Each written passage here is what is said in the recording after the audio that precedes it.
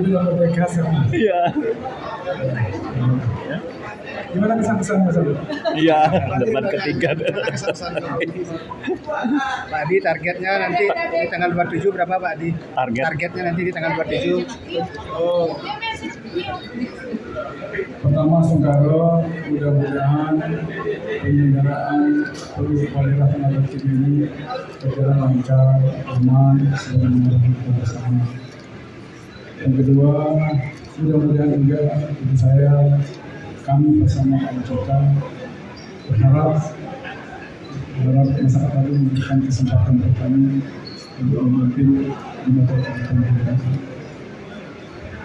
Dari perjalanan dari tahapan sampai terakhir ini dan mungkin masa kali besok terakhir juga.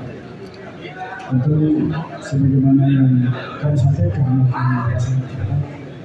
banyak hal terjadi bersinggungan dalam perjalanan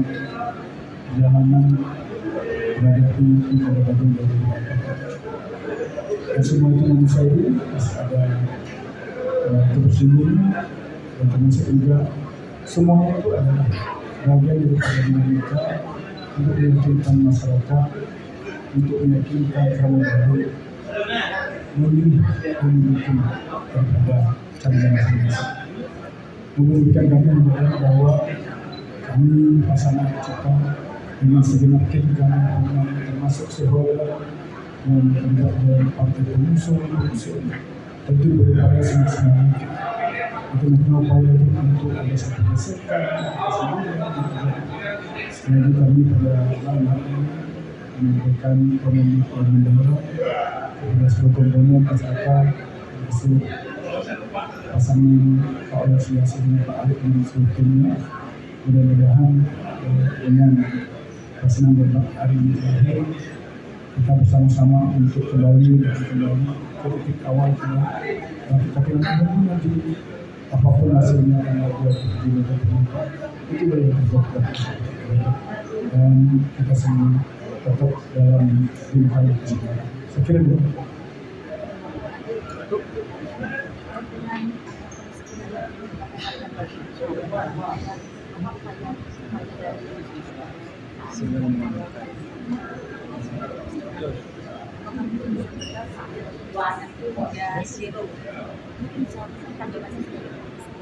Terkait dengan kemiskinan, sebenarnya kalau kita melihat Badung itulah angka kemiskinan terendah di Indonesia. Sampai tahun 2024, angka kemiskinan Badung itu di 2,23%. Dan kemiskinan asli itu 8%. Nah, sekarang malah angka kemiskinan secara nasional ada angka 11%. Jadi kalau kita bicara kemiskinan, memang semua variabel berupaya. Dan kemudian kalau kita trennya dari ujung dari 2019, 2020, itu mengikuti seperti yang masih sampai. Malahan kalau kita lihat ujung ini di Badung ini mohon maaf, apa yang sudah terpaksa sudah luar biasa. Tinggal kami nanti sama Pak Agus akan lanjutkan dengan strategi yang akan kita lakukan agar mungkin tidak akan berjalan, tapi itu gimana pendidikan. Jadi sekali lagi kalau bicara masalah angka kemiskinan zero, kita di negara besar pun nggak ada yang zero.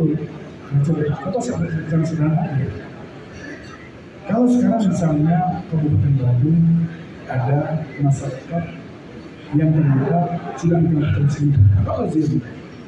Tapi ternyata di antara yang dilakukan selama penduduk Badung, memang ini penduduk pendatang, tapi dia mendapat rumah. Pada saat dia datang dia memiliki rumah. Mungkin dia bukan rumah, tapi karena ada sesuatu hal dan ya karena sesuatu lah, mungkin dia tidak punya tempat, otomatis dia mungkin tidak akan punya rumah, tapi kan dia masih KTP Badung. Inilah potensi yang kita akan nanti kita bisa dilakukan. Jadi sekali lagi saya juga tidak terlalu buru-buru lah mengatakan bahwa angka kemiskinan terjadi karena tidak bukan ukuran PAD, bukan ukuran PAD. Jadi ukurnya adalah bagaimana kita bisa membuat struktur program yang memang bisa minimize angka kemiskinan. Tapi kalau kita bicara zero, seperti apa yang disampaikan Mas Ulam, ya saya sih belum berani seperti itu. saya nggak pernah tulis.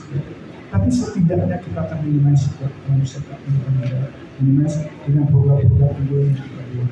Mudah-mudahan dengan program unggulan seperti kita memberikan bantuan 2 juta PKK itu kan itu juga salah satu membantu bagaimana untuk melindungi masyarakat miskin.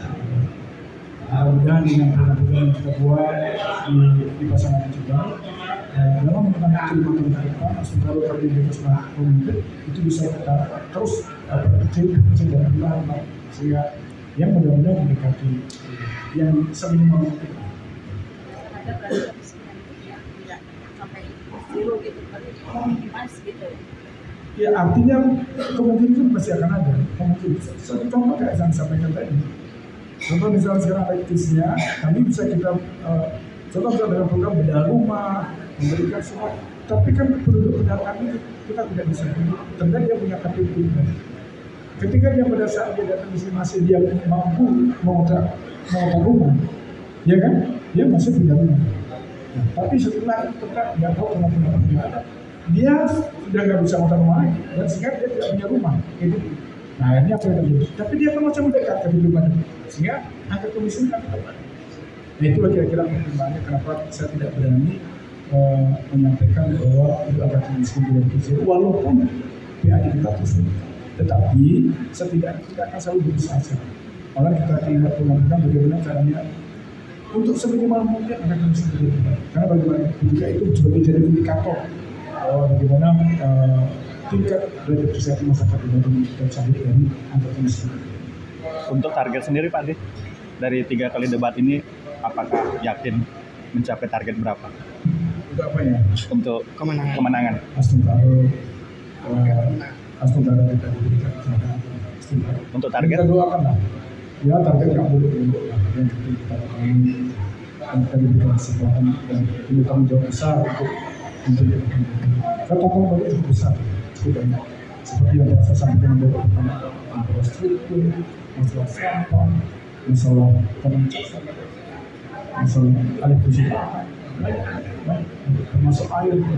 Ini juga yang perlu saya harus prioritaskan ke depan. Sementara kami kalau diberikan kesempatan kalau bisa di situ Oke. Cukup. Terima kasih. Kenapa?